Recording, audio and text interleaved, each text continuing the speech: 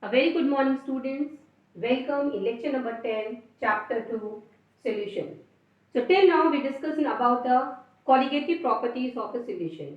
Right? So, today I am going to tell you the one more colligative properties, and that is what? Osmotic pressure.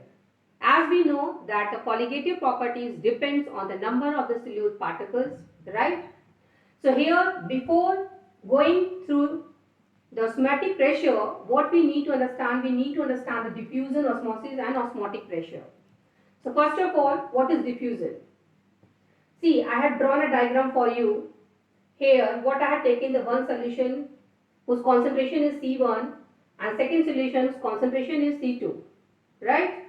And they are such that the concentration of C1 is greater than the concentration of C2.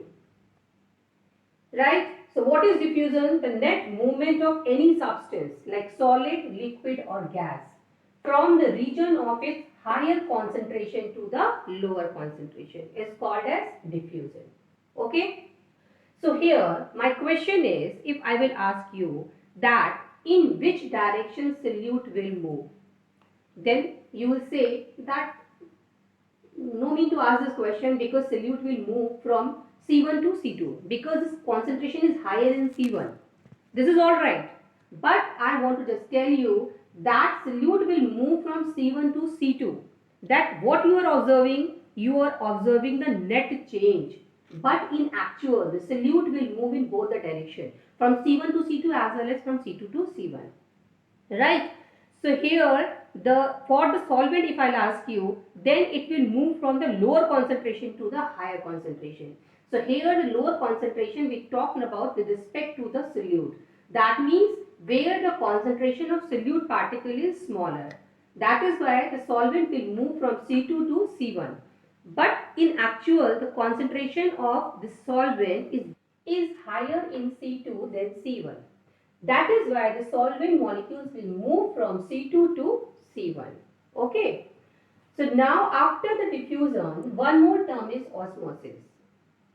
But before that, we need to understand that what is the mean of the SPM? That means semi-permeable membrane. So have you seen blood cells collapse when suspended in saline water, or even when you will put the raisins in water? Have you seen the changes? What you will observe? So here we need to understand the semi-permeable membrane.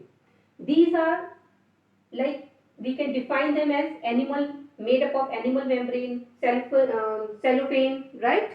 And your copper ferrocyanate Cu2 FeCN6, which is a complex molecule.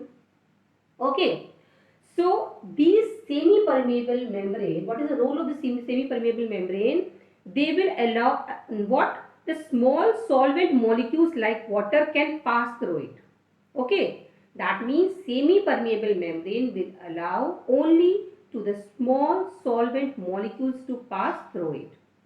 So these holes, right, through these holes, but the passage of higher molecules like your solute, like your solute, whatever solute you are selecting is hindered.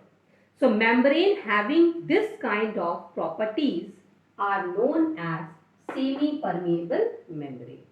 Okay. So now, what is osmosis?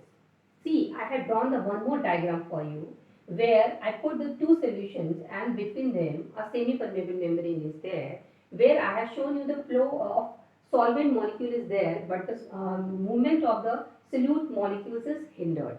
Right? So, what you will say, if the solvent molecules will flow through the membrane from pure solvent to the solution. Suppose we are having a solvent and solution and there is a division of semi-permeable membrane. And here the solvent molecules movement is observed. Right?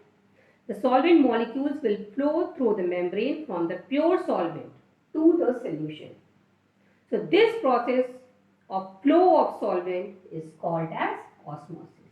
That means osmosis happens through the semi-permeable membranes, which will allow the solvent molecules to pass through it but not to the solute. Okay. So now the flow of the solvent from its side to the solution side across the semi-permeable membrane can be stopped if some extra pressure, what is applied on the solution. Will apply the pressure, what will happen? This osmosis can be stopped, right? So this process that just stop the flow of solvent is called the osmotic pressure. So a pressure which will be exerted on the solution side to stop the osmosis is called as osmotic pressure. So here the osmotic pressure, keep the one more thing in your mind, that if we will apply the more pressure, then what will happen? The reverse osmosis will happen. Okay. So now the osmotic pressure, it depends on the concentration of solution, and because it is your colligative properties, it depends on the number of the solute particles. Okay. So here experimentally it was observed that osmotic pressure is directly proportional to your molality. Okay. So at a given temperature, we can write that osmotic pressure is equal to, if we remove the proportionality sign, we will get osmotic pressure is equal to the Rm into T, where M is your molarity, that we know the number of moles of solute present in the 1 liter of your solution, right? So here they can give you some problem based on this formula. Now here one or two things are more important. You must know that if two solutions having the same osmotic pressure at a given temperature are called the isotonic solution, right?